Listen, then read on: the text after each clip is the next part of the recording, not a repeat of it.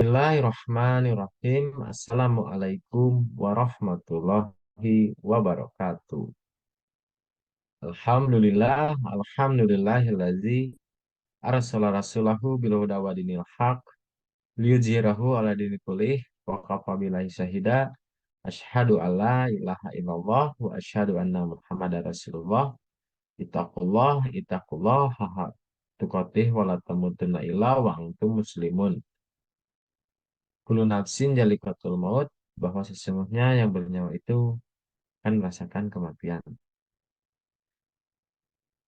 Yang pertama-tama dan yang paling utama, marilah kita panjatkan puji serta syukur atas hadirat Allah Subhanahu wa Ta'ala, yang dimana pada hari ini kita masih diberikan kesehatan, keselamatan, kenikmatan, dan yang paling utama kita masih diberikan kenikmatan berupa nikmat Islam dan nikmat iman.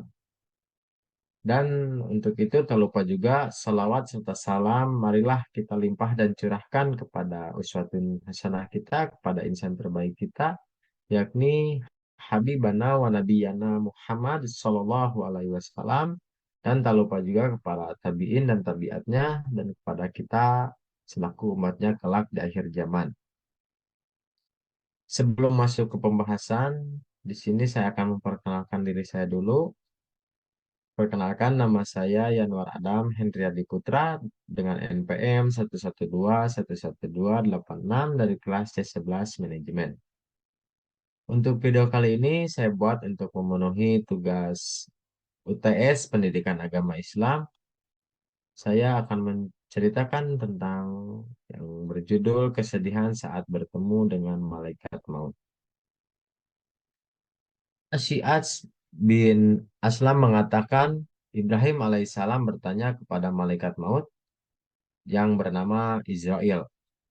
Dia punya dua mata, yang satu di mukanya dan yang satunya ada di belakang kepala atau di tengkuk.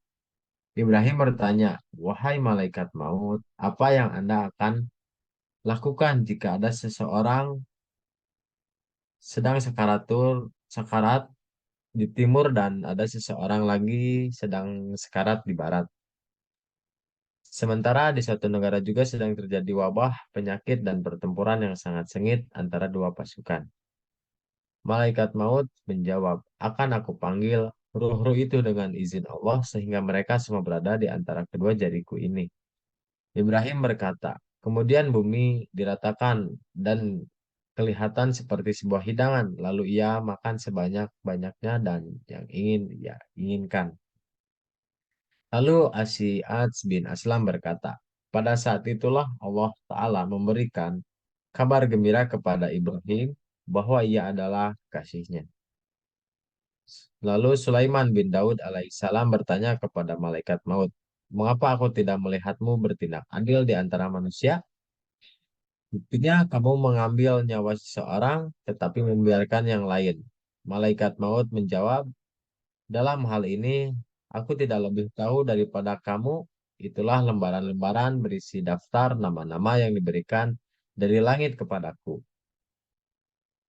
Wahab bin Munab Wahab bin Munabbih menuturkan sebuah cerita tentang pertemuan seorang raja dengan malaikat maut.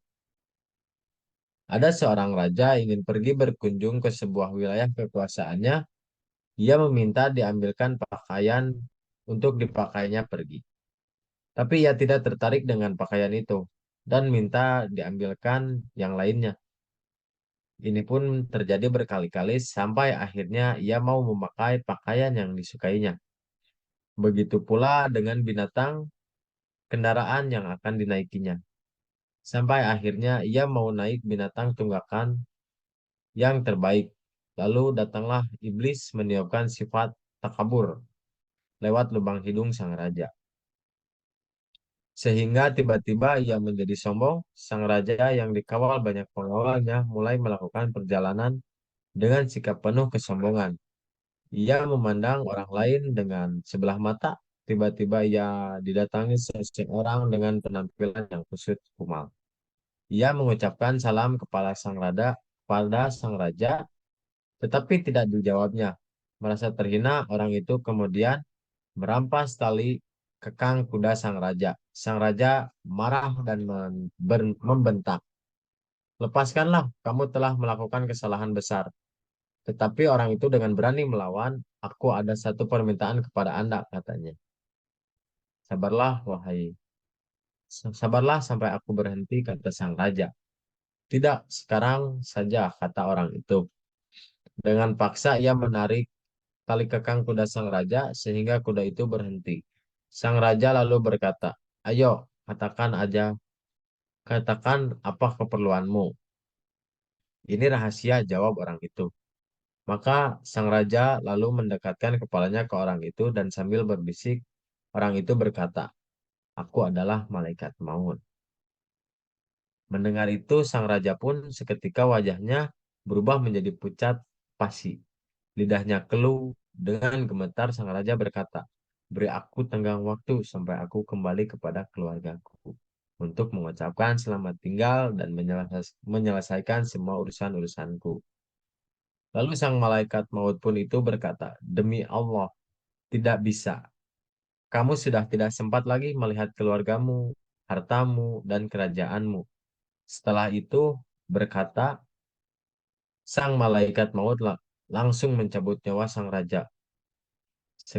Seketika ia sang raja pun jatuh tersungkur laksana seonggok kayu kering.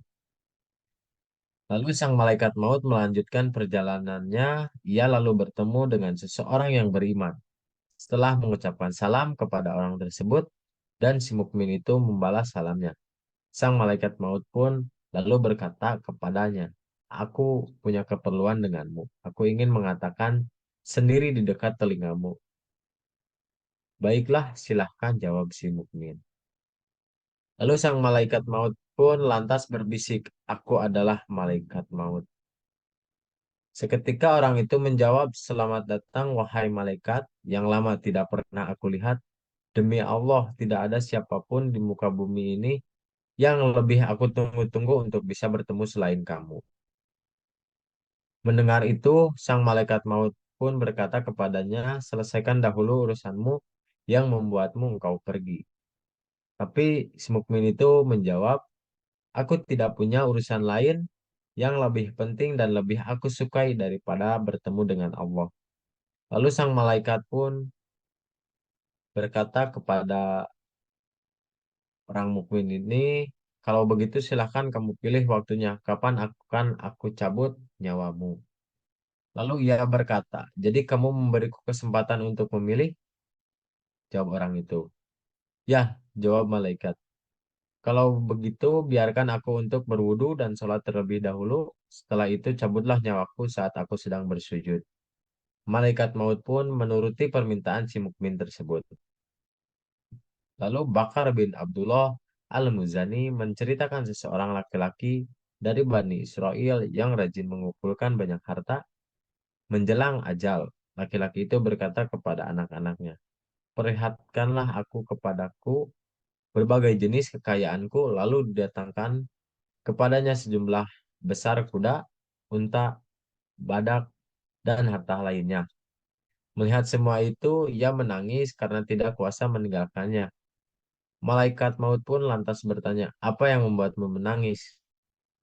"Demi Allah yang telah mencukupimu, aku tidak akan keluar meninggalkan tempatmu ini sebelum aku memisahkan roh dari jasadmu."